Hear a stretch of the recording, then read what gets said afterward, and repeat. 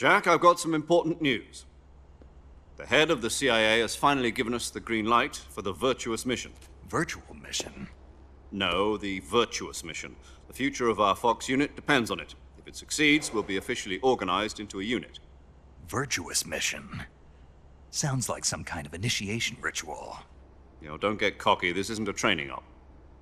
Right. So what exactly is this wonderful mission? Well, about 2 years ago, a certain Soviet scientist requested asylum in the West through one of our moles. His name is Nikolai Stepanovich Sokolov. He's head of the OKB 754 Design Bureau, one of the Soviets' top-secret weapon research facilities, and the East's foremost expert on weapons development.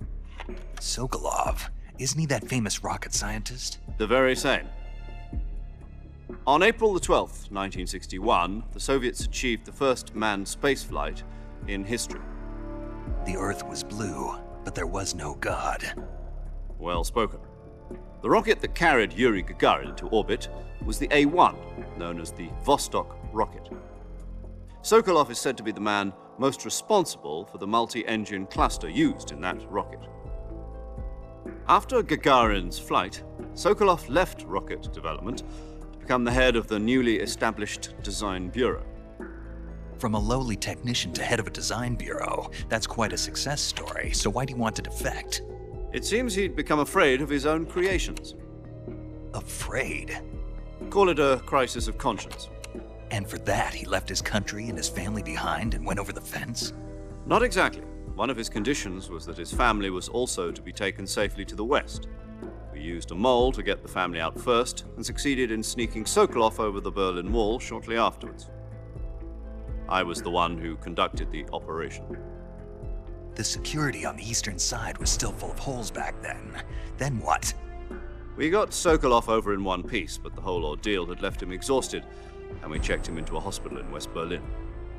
It took him 2 weeks and more than 600 miles to get from the research facility in the Soviet Union to Berlin.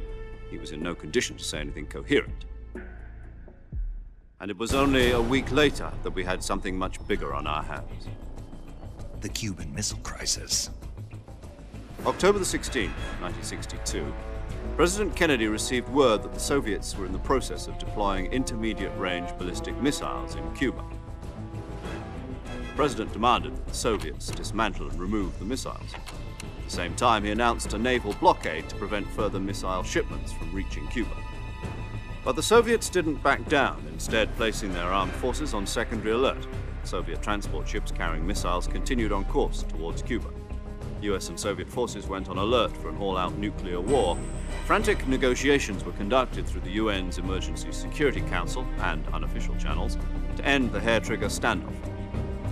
Finally, on October the 28th, the Soviet Union agreed to remove its missiles from Cuba, and so the world avoided a nuclear holocaust.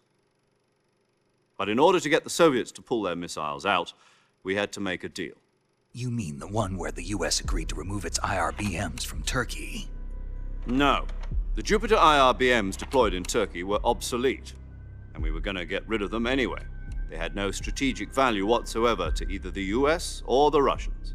The Turkey deal was a ruse, a cover story that was fed to the other intelligence agencies around the world. So what did the Russians really want? Sokolov. They wanted us to return Sokolov. You mean the Soviets pulled out of Cuba just to get their hands on Sokolov? That's right. What the hell was he working on? At the time, we had no idea. We were running out of time. It was either give up Sokolov or risk full-scale nuclear war. In the end, we had no choice. President Kennedy gave in to Khrushchev's demand. The next day, I got Sokolov out of the hospital, handing him over to agents on the eastern side. Sokolov kept on screaming, "Save me," until he disappeared from my sight. Then a month ago, we received some new information from one of our moles. About Sokolov? Yes. He was taken back to the research facility and forced to continue working on the weapon in question under KGB supervision. What's more, it's on the verge of completion. So what kind of weapon is it? Something to do with space rockets?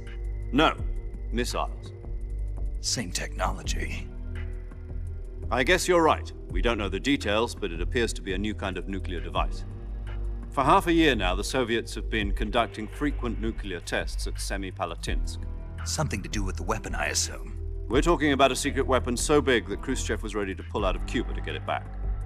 Is Sokolov still in the facility? No. According to our intelligence, he's in Selinoyarsk, a place in the mountains about 3 miles to the west that's known as the Virgin Cliffs. The Virgin Cliffs. Nice name for a virtuous mission. They moved him there just recently. Why? Apparently, they're conducting a field test of the weapon, but it's our best chance to get him back. This mission would never have been possible if he was still in the research facility. This is our last chance. Sokolov must have known that too when he contacted us.